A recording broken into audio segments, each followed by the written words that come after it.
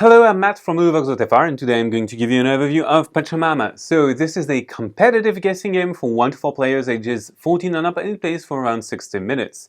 This is a game about you as a tribe of Quechua, and you want to understand the Pachamama and try to revere it, and you want to gain the most victory points by the end of the game to win the game. To do so, you will have to place terrain tiles onto the board, and you will have to guess what crops grow on them. And if possible, you want to give back the Pachamama some offerings to score additional victory points. So as you can see, the board is quite empty at the moment, and this is simply because we've just set up. And when you set up the game, you choose a scenario, which is a wheel. And that wheel is going to be slid into this, but on the back of the wheel, you will have the different tiles to lay for the scenario. And otherwise, you can't look at these, you shouldn't, because they are the answer to the puzzle. Then you will have to play the game by simply either placing terrain tiles or trying to guess what crops grow on those terrain tiles. There are rules to this. So for example, the first rule is that we have terrain tiles which make up regions of orthogonally adjacent terrain tiles, and that no two regions of the same color can touch by a corner. Now, the second rule is that every region is going to have crops in them that are unique and that are in a series. That means that if we think about those rules, this is a single region, because obviously they couldn't be two regions because two regions can't touch by a corner. So one of those spaces at least is going to be a mountain. Now, we notice that we have a 1 and a 4. So 4 is corn and 1 is sweet potato. That means that we have 2 and 3 to place, so it is at least a 4-tile region. And the final rule is that no two same crops can be adjacent to each other. So for example, we have a coca leaf crop here, so that means that these spaces can't be coca leaf crops as well. And that's it for the rules that tell you how the earth is made. Now, what do you do on your turn? On your turn, you simply explore or divine.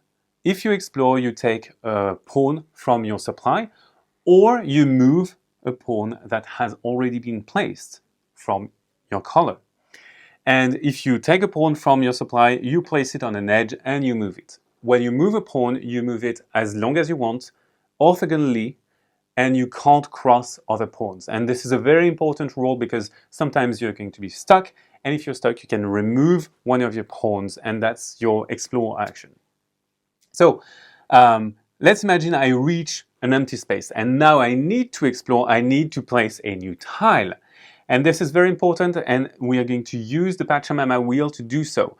So as you notice, the Pachamama wheel, so it has the scenario disc in it, and it has a slider for coordinates, white coordinates, and a slider for red coordinates. So we are going to check bird and mountain. So bird is here, mountains are here, so I line up the bird here, the mountains here, and we have 2 windows. We have one for exploration, one for divination.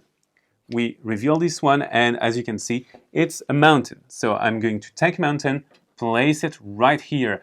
Then as I found a mountain, I will simply move up the mountain track, and I will score 1 point per marker of my color in this row. In this case, it's 1. First trend. If I move everything up at the same time, I will score multiple points. Second trend, you may notice that the stacks are wildly different in height. That means that there is going to be scarcity in this area. It depends on the scenario, of course. Then, once my exploration is over, it is next player's turn, and they can either explore or divine, and so on and so forth until the end of the game. So now, instead of exploring, I could divine, and to make a prediction, I will simply point at one of my Quechua pawns with no crop underneath them. And I will give the Pachamama wheel to another player. I will make a prediction about what kind of crop grows in that space.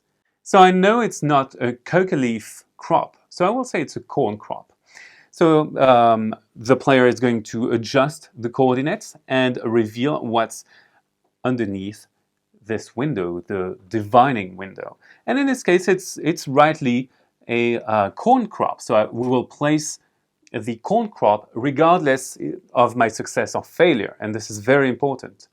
Now, as I succeeded, I'm going to get as many points as the size of the crop. So 4 for corn, 1 for sweet potato, 2 for coca leaf, and so on and so forth. So I would score 4 points and move up to 5.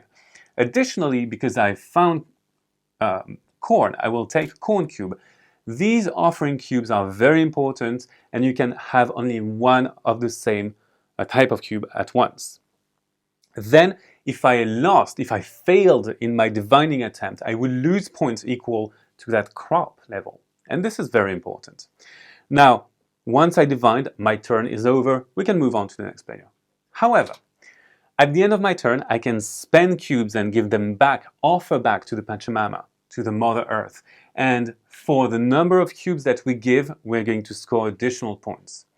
So you're going to be playing turn after turn, placing new tiles and guessing what is on the tiles.